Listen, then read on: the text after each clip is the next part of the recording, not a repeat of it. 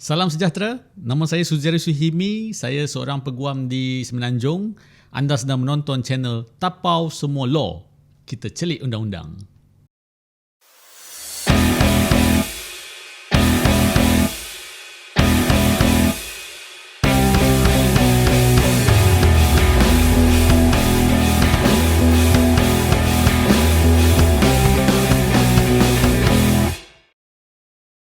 Okey, salam kembali. Ini adalah episod yang ke-11 Tapau Semua Law, kita celik undang-undang. Okey, episod kali ini adalah sempena pilihan raya negeri di Sabah yang akan diadakan kalau tak silap saya 29 hari bulan November 2025. Jadi saya nak ucapkan all the best lah kepada rakyat Sabah dalam memilih wakil-wakil mereka. Kalau tuan-tuan perasan, saya sebut wakil-wakil mereka, bukan pemimpin. Sebab kita memilih di peringkat ini, kita memilih wakil kita daripada kalangan yang bertanding itu, mungkin daripada parti politik tertentu atau mungkin calon bebas. Jadi kita adalah nak pilih lah, kalau ada 3 orang, kita nak pilih salah seorang daripada 3 tu ke satu dewan perwakilan ataupun dewan undangan negeri. Okay? Fungsi Dewan Undangan Negeri ni adalah untuk membuat undang-undang. So kalau di peringkat negeri, undang-undang yang dibuat dipanggil enactment. Kalau undang-undang di peringkat persekutuan, kalau dibuat dipanggil akta. Okay? Jadi siapa yang pilih pemimpin? Kita tak pilih pemimpin, kita pilih wakil saja ke dewan yang buat undang-undang. So di dewan yang buat undang-undang tu, dewan perwakilan yang buat undang-undang tu, Dewan Undangan Negeri tu, mereka akan pilihlah seorang yang mempunyai sokongan majoriti. Kita tak tahu siapa yang dapat sokongan majoriti, dan majoriti itu dialah akan pilih portfolio negeri lah. Contoh macam kalau di Sabah dia panggil menteri lah, okey, menteri-menteri di peringkat negeri. Jadi kita hanya pilih wakil, dan wakil kita yang pilih pemimpin tu. So jadi kalau orang kata kita pilih pemimpin tu, pada saya tak tepat lah. Okey, dalam proses mengundi ni biasanya kita akan pilih satu calon saja. Kalau kita pilih lebih daripada satu calon, dia akan jadi undi rosak. Jadi kalau undi rosak ni sebenarnya biasanya dia ada 2 keadaan lah yang menyebabkan undi itu rosak.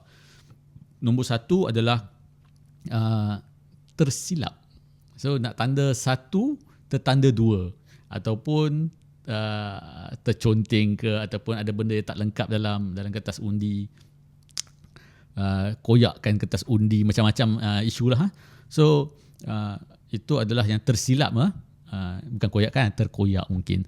Tapi kita boleh minta ganti kalau tak silap saya. Okey, tetapi ada satu lagi situasi adalah undi rosak adalah kerana protes orang. Kadang-kadang orang tak suka calon A, calon B dan calon C. Jadi dia tak nak pilih. So dia akan buat undi rosak. Biasanya dia buat undi rosak, dia hantar kertas yang kosong ataupun kertas yang dia pilih semua orang. Sebab biasanya orang takut hantar kertas kosong sebab ada stigma, orang ramai takut somebody else tandakan yang kita tinggal kosong. Jadi undi rosak ni sama ada dia tersilap ataupun dia adalah satu protes. Adakah salah untuk buat undi rosak? Sebenarnya tak. Okay. Satu lagi cara orang nak protes berkenaan calon adalah dengan tidak hadir mengundi lah, dengan secara sengaja tidak hadir mengundi walaupun dia ada peluang untuk mengundi tapi dia tak pergi mengundi. So itu adalah tanda protes. Undi rosak tanda protes, tak hadir dengan sengaja ke pilihan raya pun mungkin adalah tanda protes. Jadi itu adalah parti-parti politik tu terpulang pada diorang lah, macam mana dia nak interpret sesuatu situasi ataupun keadaan ataupun result yang diorang dapat. Okay. So proses kita ini adalah sama dengan di UK, di mana kita pilih wakil ke dewan tadi tu yang saya cakap tadi tu, dan kita tidak pilih orang yang akan memilih menjadi pemimpin. Berbeza dengan di Indonesia ataupun di Amerika Syarikat. Di sana diorang ada 2 pilihan raya. Satu pilihan raya untuk pilih wakil untuk buat undang-undang, dan satu lagi pilih wakil untuk mentadbir negara. Jadi dia ada pilihan raya untuk presidential dan pilihan raya untuk perwakilan undang-undang dia lah, membuat undang-undang dia. So dia ada dua pilihan raya dari segi itu. Kita tak ada. Kita ada pilihan raya persekutuan dengan pilihan raya negeri. Tapi function ni sebiji sama. Okay, kita pilih wakil ke dewan yang buat undang-undang.